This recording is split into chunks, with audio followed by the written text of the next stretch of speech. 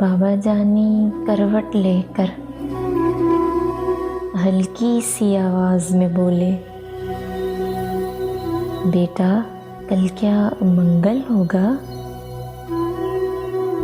گردن موڑے بن میں بولا،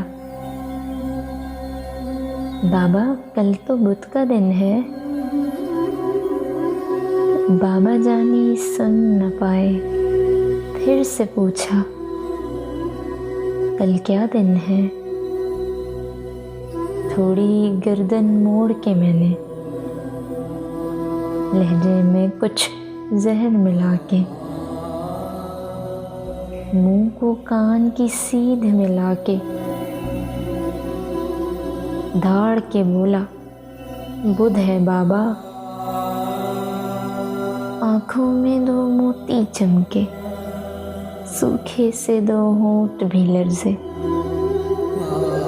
لہجے میں کچھ شہد ملا کے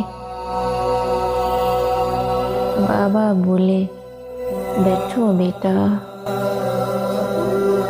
چھوڑو دن کو، دن ہے پورے،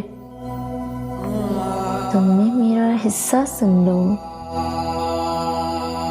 بچپن کا ایک قصہ سن لو، یہی جگہ تھی، میں تھا تم تھے، تم نے پوچھا، رنگ برنگی پھولوں پر یہ اڑنے والی، اس کا نام بتاؤ بابا۔ گال پہ بوسہ دے کر میں نے پیار سے بولا، تتلی بیٹا۔ تم نے پوچھا، کیا ہے بابا؟